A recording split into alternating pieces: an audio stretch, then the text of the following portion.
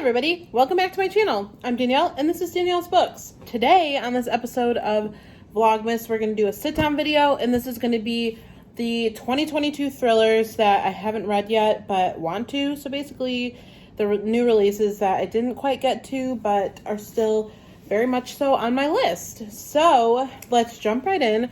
But first, don't forget to subscribe to this channel because I would love to have you, and give this video a thumbs up if you like it. So I have kind of a wide range of thrillers here. So let's just jump right in. I've got a couple of Book of the Month thrillers, so I'm going to show those two quick. I have The Book of Cold Cases by Simone St. James. I have read, what's it called? The Sundown Motel by Simone St. James, and that one was kind of average for me, so I'm interested to see how I'll like this. It seems like it might be right up my alley. I'll read you some blurbs for a couple of these. I don't know if I'll get into what all of them are about, but I'm going to do my best. So this one, it looks like you have two different timelines, which is very Simone St. James, and it says a true crime blogger gets more than she bargained for while interviewing the woman acquitted of two cold case slayings. So I'm excited about that. I like a true crime blogger aspect. This is one that Zach read and really enjoyed. I think it was one of his favorite new release thrillers for this year. So this would be one of the top tier ones I probably have. Next up, I'm going to talk about this one super briefly because I have mentioned this in a video recently. The House Across the Lake. I know that this is super hit or miss for people. I am just curious to see where I'll fall on that. This one I don't know a whole lot about. I just know that let's take a peek here. Packed with sharp characters, psychological suspense, and gasp-worthy plot twists, this is the ultimate escapist read. No lake house required. So it looks like you're following Casey, who's a recently widowed actress trying to escape a streak of bad press and has retreated to the peace and quiet of her family's lake house. I think she sees something she's like not supposed to in the house across the lake, and then I don't know, the lake is like plays some like weird part in this book. I don't really know, but I still do want to read this one. This one's maybe not super high on my list, but still one that I want to get to. Next up, we have Good Rich People by Eliza Jane Brazier. I'm not totally sure how to say her last name. This one, I don't know a whole lot about either. It looks like we're following a couple different people in this one. It says a astute woman deceives her way into the guest house of a Hollywood Hills mansion and inadvertently becomes a target in the twisted game of the wealthy family upstairs. I kind of like a rich people thriller, so I think that this could be something that I would really enjoy. It's a little bit shorter too, and this one I've actually heard really good reviews about, and not a whole lot of reviews. So I'm interested to see how I might like this one. So yeah, and also the cover is pretty cool. So there you have Good Rich People. And moving right along, let's go with this one. Stay Awake by Megan Golden. So this one was sent to us by the publisher, and this one says, a murder she doesn't remember committing, a killer she doesn't remember meeting. Memory can be deadly. So this one, I think it's about the girl who like wakes up and it's a stay awake on her hand or something like that.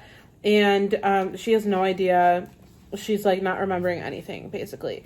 And I'm really excited about that. I've heard good reviews for this one as well. And I have read from this author. I read Escape Room, which that one was just okay for me. And I think that's it. But this one's, again, towards the top of my list of thrillers I want to read. So there we go with that one. Next up, we have Insomnia by Sarah Pinborough. I can't remember if I've read anything by her. What are her other books? I feel like I probably have, and I'm just forgetting the book. But this is one of my favorite covers that came out this year. I love the color combination. I love, the creepy girl in the background. Let's see if there's a blurb on this one. It says, in the dead of night, madness lies. Emma can't sleep, check the windows. It's been like this since her big 4-0 started getting closer. Lock the doors. Her mother stopped sleeping just before her own 40th birthday. She went mad and did the unthinkable because of it. Look in on the children. Is that what's happening to Emma? Why can't she sleep? So this is another one that's towards the top of my list that I want to read. And yeah, I just can't wait. This is another one that I think Zach said is like one of his favorite thrillers of the year. So I'm excited about that. Next up, I think, is a little bit more mystery than thriller, but we have The Maid by Nita Prose. This is in the Goodreads Choice finalists, I'm pretty sure. And I've heard pretty much great reviews for this all around. And I'm excited about this one. I think it's about this maid who stumbles upon a dead body. But I think that because she was like the last one there, she might be getting accused. I'm not totally sure. Both a clue-like locked room mystery and a heartwarming journey of the spirit, The Maid explores what it means to be the same as everyone else and yet entirely different, and reveals that all mysteries can be solved through connection to the human heart.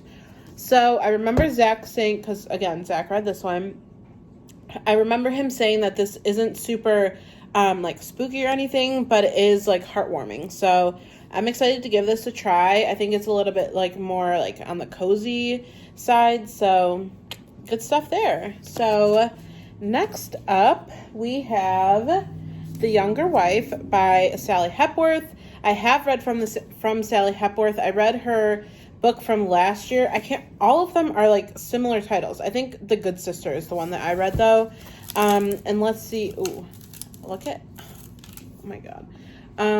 Anyway, so this is a domestic suspense about the tangled vines of family secrets. It looks like we are following perspectives from the husband, the daughters, the former wife, and the younger wife. So that sounds super juicy. And I really liked Sally Hepworth's last release. And so I am really looking forward to reading another one by her. The only one that I wasn't super interested in was, I don't know if I can find, or if it'll say the title in here, The Mother-in-Law. I heard really bad things about that one, but I've heard good reviews for this one. And then, like I said, the Good Sister was really good too. So there we have that book.